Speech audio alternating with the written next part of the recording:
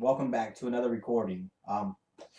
This is me doing Draftkings live. Last time I posted it, I got a couple comments and people asked me to do a live one so that they could actually follow the NBA draft or the NBA playoffs, which is no big deal. I put $5 online so far. I'm up $4, so it's not great, but I only play 25 cents in dollar games. So if I actually put money into it, I could probably win something. I just don't want to. I don't feel comfortable putting that much money on DraftKings. I'm still not 100% sure you're going to be able to get your money. I've never won enough to get it. I've had $1,000 in it at one point. Off NFL. I only bet basketball and NFL. That's it. There's just no other sports that I follow. I tried baseball. I played baseball. I can't bet on it. I can't determine and tell who's going to hit and what pitchers are going to actually have good games. So I don't do baseball. I tried hockey. Don't follow it. I tried I live in Tampa, so I tried the Tampa Bay Lightning. I tried to pick them every time. Didn't work out too well for me. So hockey's not, baseball's not. They got a couple other esports. I don't follow it, so I definitely don't bet on that. I don't really have. One second. Anyways, off that. It's 6 o'clock. The NBA finals will start at 7. Today we have Milwaukee versus Toronto, and it's 1-0 Milwaukee. And then it's Chicago versus Boston 1-0. And then Utah and what is it, Clippers 1-0. Okay. So, but anyways, I'm gonna bring up my dashboard so you can see it. Keep me small in the corner. Alrighty, let's get to it. This is DraftKings. While I do DraftKings, I'm always stat chasing. So I'm on NBA. I got a couple other sites that I don't want to leave up in my tab, but I'm on a couple other sites and I'm logged in and I'm with them sites and I actively blog and talk with those sites to give people like little hints, because NBA is one of those things that the $3,000 the $4,000 guy can really upend you.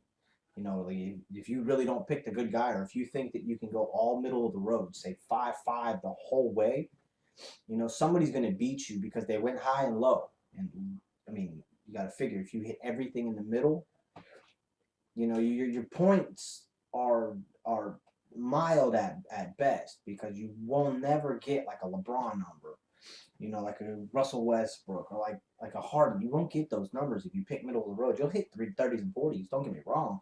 That puts you up on NBA. That'll put you up around 240. But to actually win in an NBA draft, you literally need about 260 to 270, and that's at the low end. Because anything over 300, you're almost guaranteed you're going to win something or place something. But so I always will go on NBA. I follow it. I go to the stats. I haven't logged in, but anyways, I'm always stat chasing. Like NFL, I say like a week or two before preseason, I'll go through the whole previous season and find out who I like. And I have I have ways I have certain ways that I like to figure out who I like. Because I've done pretty well in NBA or NFL. I can keep enough money in my account to play all year. And that includes playing the $22, $25, $27. How much it is now? The $1 million one, the $1 million maker. I play that every week in NFL. Because I always have the money, because I'm always middle of the road. So I will guarantee that I always get back my money. So I'm gonna give you I'm not gonna give you tips and tricks. I'm not gonna tell you. I'm just gonna walk you through my thought process and how I actually draft. So let's jump into it. I guess for this one, I'll do the daily dollar, just because it's the most basic general one, and I say 50% of the time it's not a great percentage, but 50% of the time I actually do get my money back. It's $1. What is it? And I'll show you. Okay, so you click on the draft, and then this will show you the teams, entries. Well, this was almost filled up, so if I don't fill up this one fast enough, or if I don't pick my team fast enough, I might actually miss my slot, and then you don't get the daily dollar. So then you just go to like one of the double up singles or something. You do however you want it. Like I like to play 1, 2, or 3, guaranteed ones where you're in like the chance to win. What's this? It doesn't even have it on it right now. Okay, so I'm in the wrong spot to check that. But anyways, daily dollars you like $200 if you win, but it drops quick, 250, 20, so it drops fast. So if you ain't in the top 10, you're not gonna really place any good money. But anyways, so the daily dollars usually just I bet 3 guaranteed, and I always do 1 or 2 double ups because the double ups will keep you money.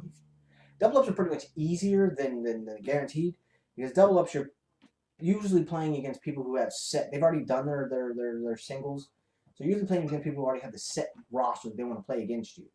So like the double up ones, I like to do my guaranteed ones first, and then through the guaranteed ones, I'll find out like some of the cheap guys who I think may do good. Like let's say somebody's out on another team. Let's say somebody didn't perform last game, and I think they may bounce back. Kyle Lowry to be a perfect example. He's going to be in my daily dollar because his last game was garbage, and I can't imagine him doing that 2 games in a row. He's a good player, definitely a good player, you know. So, but you basically got to go with the money, Kumpo, I don't know, Giannis. We'll call him Giannis. Anyways, Giannis, best player, one of the top 5 players in the NBA, easily. He's 10-3. He's expensive. He'll put up 50 points, but he's expensive.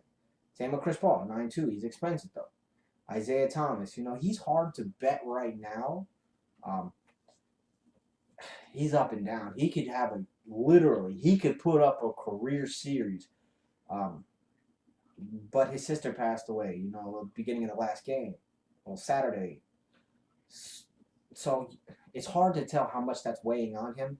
But I'm not from Boston, so I don't get the Boston news feeds, and I don't subscribe to any particular cities, so I don't actually get their news feeds. I should probably do it, but I don't. But anyways, Isaiah Thomas is hard to pick. I would say if I'm going to get Isaiah Thomas, I'm going to save him down for the very bottom. I usually like to try to get on my top 5, the starters.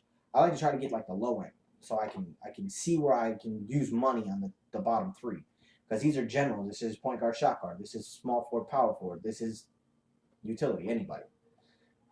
So I don't exactly like to spend all my money in the top 5 picks. So that being said, Giannis doesn't play point guard too often. He's more their small forward. So they have Brogdon usually in the lineup. Not bad. And then you go over and you see who else is on Milwaukee. See, Milwaukee doesn't have a top on a shot guard. They don't have a top 10, and Utah has 2. I love Joe Ingles. I love him. How he played on the. I love how he played. He's always moving. To me, he's very active, so he's good. So like in this setting, I really don't know who I would pick. I think I would go with George Hill. I'm going to have to stop this for 1 second. Somebody just showed